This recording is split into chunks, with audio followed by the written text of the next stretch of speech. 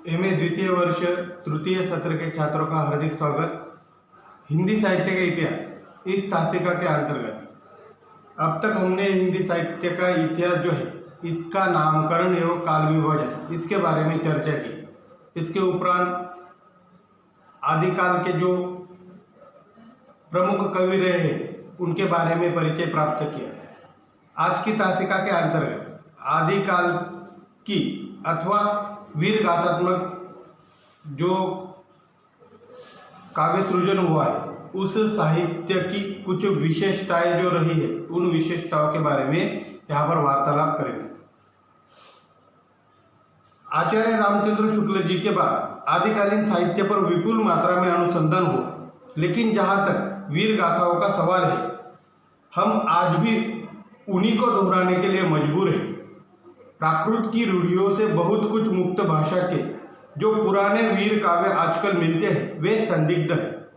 इसी सामग्री को लेकर वीर गाथात्मक साहित्य की प्रवृत्ति और विशेषताओं का विवेचन प्रस्तुत कर संतोष करना पड़ता है।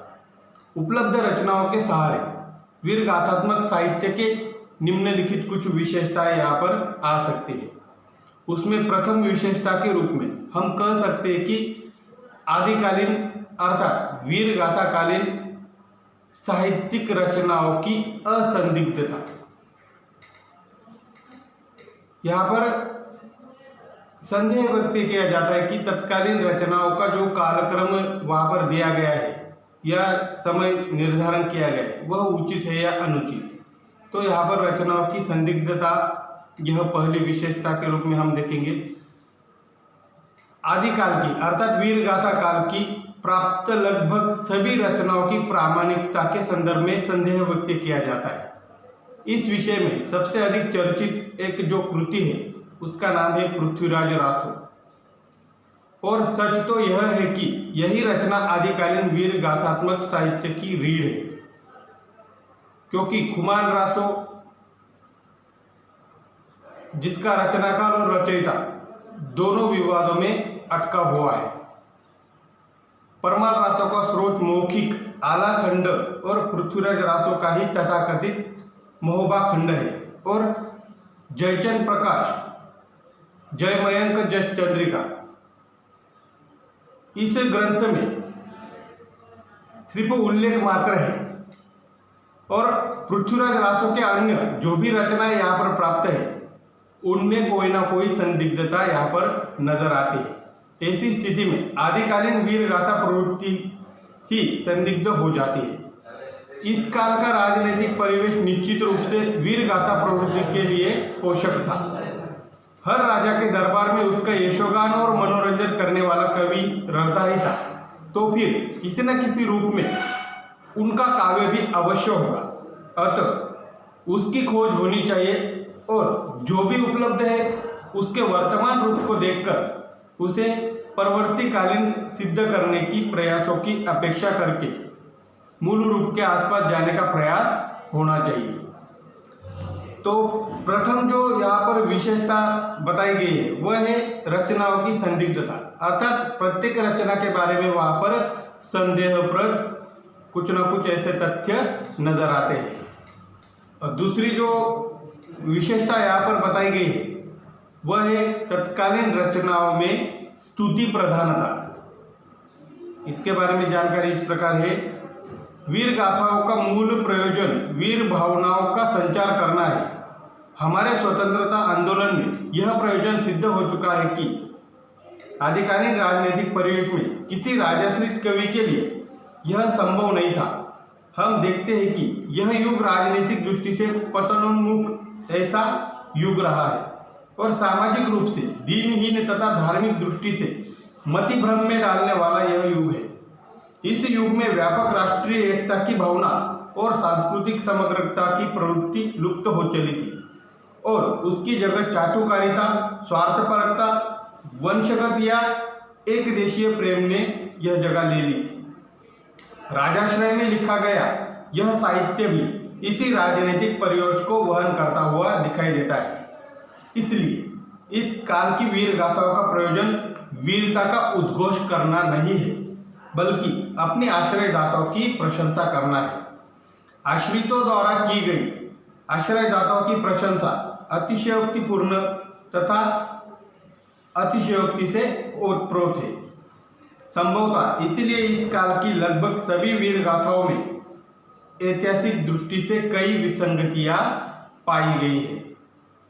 यह रचनाकार का उद्देश्य अपने आश्रयदाताओं को सर्वगुण संपन्न तथा सर्वविजेता घोषित करना होता था, न कि ऐतिहासिक सत्य को प्रकट करना। इसलिए अतिरंजित शैली में रचनाकारों ने कहीं कहीं राम, कृष्ण, नल, युधिष्ठिर आदि महापुरुषों से भी अपने आश्रयदाताओं को श्रेष्ठ साबित करने का प्रयास यहाँ पर किया है। कभी कभी 100 साल पूर्व मृत राजाओं को भी अपने आश्रयदाताओं के हाथों द्वारा मारा हुआ या मरवाया हुआ दिखाया गया है। अतः इन रचनाओं में प्राप्त अनैतिहासिकता और संकुचित राष्ट्रीय प्रवृत्तियों को इसी परिप्रेक्ष्य में देखना संगत हो सकता है। इस समय के अधिकांश राजाओं ने छोटे छोटे क्षेत्रों में देश को बिखरा कर रख दिया था।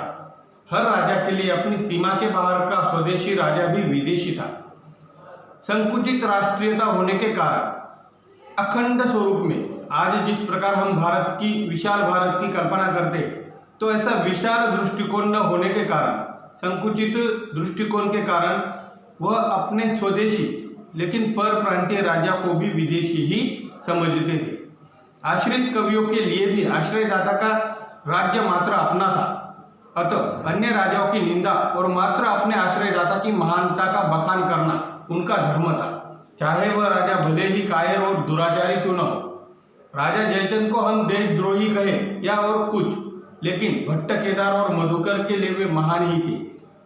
अब देखिए, राजा जयचंद नामक एक ऐसे राजा हो चुके हैं जो कि देशद्रोही के रूप में जाने जाते हैं, लेकिन तत्कालीन उनके चारण कवियों ने, भट्ट, केदार तथा मधुकर नामक कवियों ने उन्हें वहां पर महान ऐसा बताया हुआ है।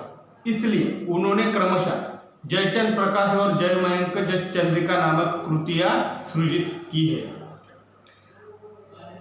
वीरगाथात्मक काव्य की अगली विशेषता के रूप में हम कहेंगे कि वीरगाथा कालीन बहुतांश कृतियां जो है वह दरबारी साहित्य के रूप में है। इसके बारे में जानकारी इस प्रकार, वीरगाथाओं के लगभग सभी कवि राजाश्रित रहे हैं, इसलिए उनके काव्य में मात्र सामंती जीवन ही उभर कर आया है। उस समय के जन जीवन का चित्रण इस काव्य में नहीं है। सामंती जीवन चित्रण में भी प्राय एकांगी चित्रण है। साहित्य इस काल में अर्थार्जन का माध्यम था और अर्थसत्ता राजाओं सामंतों के हाथों में थी। साथ ही राजा सामंत लोग विशुद्ध कला प्रेमी भी न थे। जहाँ साहित्य और साहित्यकारों का आश्रय कला प्रेम जन्य नहीं बल्कि अपनी तथाकथित दरबारी प्रतिष्ठा के लिए था, इसलिए वीरगाथा साहित्य जनजीवन से दूर मात्र दरबारी साहित्य बनकर रह गया है। और आदिकालीन अर्थात वीरगाथा कालीन जो साहित्य है उसे दरबारी साहित्य कहना यहाँ पर अनुचित न होगा। उसके उपरांत जो चौथी विशेषता के रूप में यहाँ पर बताई गई विशेषता है वह है वीर तथा श्रृंगार रस का यहाँ पर परिपाक हुआ है।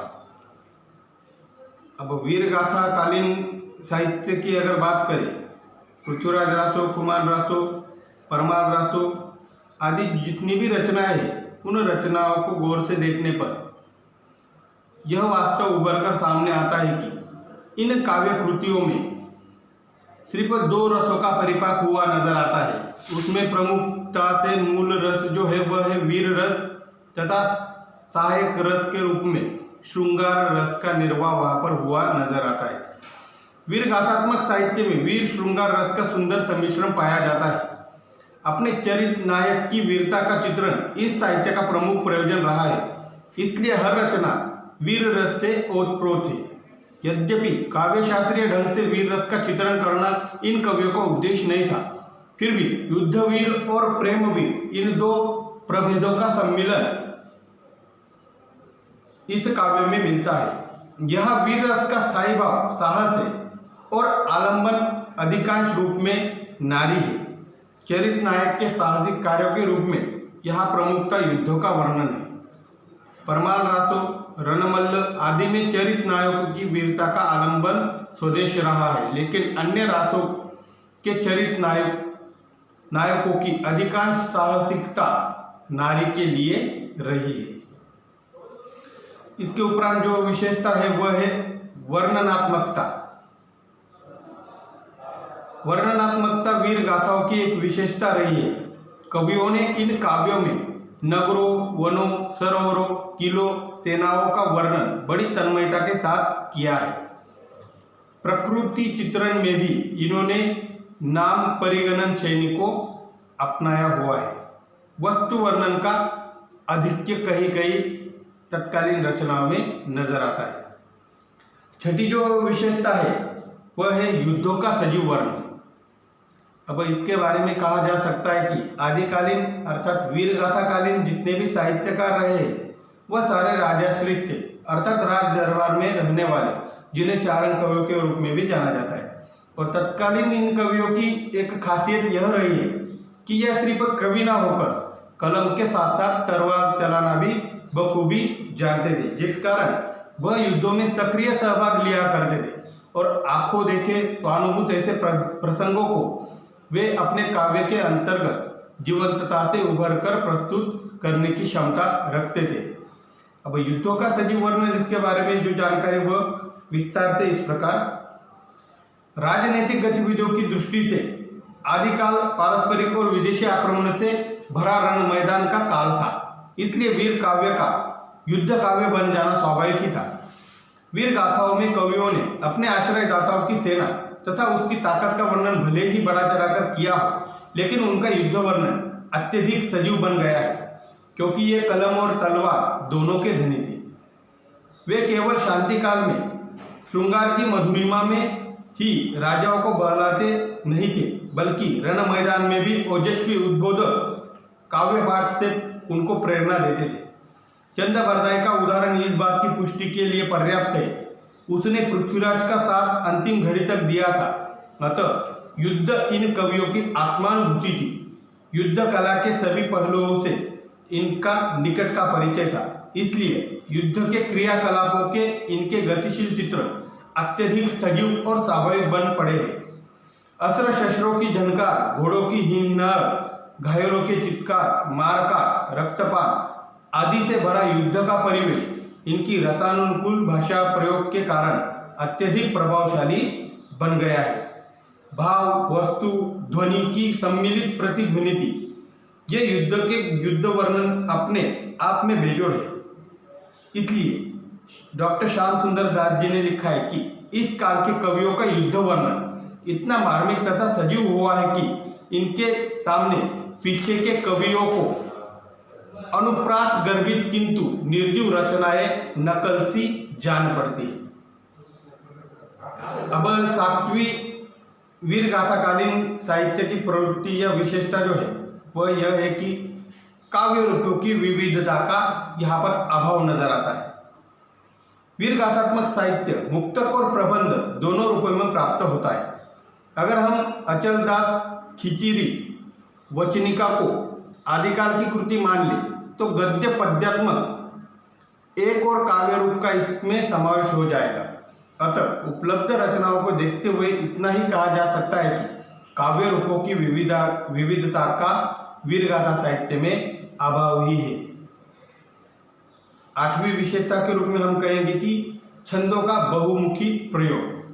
आदिकाल में अर्थात वीरगाथा काल में जितने भी कवि हो चुके और जितने भी काव्य सृजन ग्रंथ हुए हैं उसमें रासो, दोहा, तोटक, तोमर, पद्धरी, आर्या, सट्टक, रोला, उल्लाला, कुंडलिया आदि प्राय सभी छंदों का प्रयोग वीरगाथात्मक साहित्य में पाया जाता है।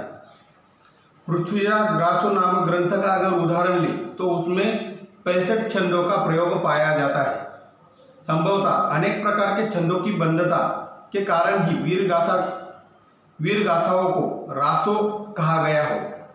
यद्यपि रासो शब्द की उत्पत्ति विद्वानों ने विभिन्न रूपों में प्रस्तुत की है, जैसे गारसाद तासी ने राजसीय, नरोत्तम सामू ने रसिक, चंद्रबली पांडे ने रासक, रामचंद्र शुक्ल ने रसायन आदि शब्दों से रासो शब्द की उत्पत्ति मानी है। अब अगली जो विशेषता है वीर गाथाकालीन साहित्य की, वह रही है डिंगल पिंगल भाषा शैली का प्रयोग। अब यह डिंगल पिंगल भाषा शैली क्या है, इसके बारे में जानकारी इस प्रकार। वीर गाथाएं डिंगल और पिंगल दोनों भाषा शैलियों में प्राप्त होती है। आदिकालीन बोलचाल की राजस्थानी का परिमार्जित साहित्य रूप डिंगल कहलाता है। यद्यपि यह राजस्थानी भाषा की न तो कोई उपभाषा है और न कोई अलग भाषा, बल्कि जिस प्रकार संस्कृत, वैदर्भी, गोड़ी और पांचाली संस्कृत भाषा से पृथक भाषा न होकर उसकी विभिन्न शैलियाँ, उसी प्रकार आदिकालीन राजस्थानी की भी जैन शैली, चारण शैली, संत शैली और लौकिक शैली है। इनमें से चारण शैली ही डिंगल शैली है। डिंगल शब्द की उत्पत्ति को लेकर विद्वानों ने कई मान्यताएं प्रस्तुत की है। उनमें से डॉक्टर मोतीलाल मेनारिया का मत अपेक्षाकृत संगत प्रतीत होता है। उनके अनुसार डिंगल शब्द का विकृत रूप है, जो ग्रियर्सन को अंग्रेजी डिंगाला के कारण प्रचलित हुआ कहते हैं। डिंगल शब्द डिंग और ल के प्रत्यय से बना है। डिंग अर्थात दर्पोक्तियों से युक्त भाषा। डॉक्टर मेनारिया के अनुसार आरंभ में यह भाषा चारणों में प्रयुक्त थी। इसमें वे अपने आश्रयदाता के यश का अतिशयोक्तिपूर्ण वर्णन किया करते थे और उनकी वीरता की बड़ी बड़ी यशोगाथाएं यहाँ पर किया करते थे, इसलिए उनकी भाषा डिंगल कहलाती थी। जो भी हो, यह भाषा शैली वीरत्व के स्वर के लिए अत्यधिक उपयुक्त सिद्ध हुई है। आदिकाल की अर्थात वीर गाथा काल की साहित्य कृतियों के अंतर्गत जो विशेषताएं यहाँ पर उभर कर सामने आई हुई, कुल मिलाकर 8 विशेषताओं का यहाँ पर जिक्र हमने किया, जिसके बारे में विस्तार से जानकारी प्राप्त की। और जो विशेषताएं यहाँ पर बताई गई है, उनके नाम फिर से दोहराता हूँ। पहली विशेषता के रूप में हमने देखा कि रचनाओं की संदिग्धता, उसके उपरांत आदिकालीन साहित्य में स्तुति प्रधानता, उसके उपरांत वीर गाथा जो साहित्य है, वीर काव्य, उसमें दरबारी साहित्य का अत्यधिक सृजन। अगली विशेषता के रूप में हमने देखा कि वीर तथा श्रृंगार रस का परिपाक। उसके बाद हमने देखा कि वीर गाथात्मक काव्य में वर्णनात्मकता का आधिक्य। उसी प्रकार अगली विशेषता देखी, वीर गाथात्मक काव्य में युद्धों का सजीव चित्रण या वर्णन। उसके बाद काव्य रूपों की विविधता का अभाव, और उसके बाद छंदों का बहुमुखी प्रयोग, डिंगल और पिंगल भाषा शैली का प्रयोग आदि वीर गाथात्मक काव्य की विशेषताओं के रूप में कई सारी विशेषताएं रही है। कल की तासिका के अंतर्गत भक्तिकाल के प्रमुख कवियों तथा अन्य जितना पाठ्यक्रम है उनका परिचय प्राप्त करेंगे।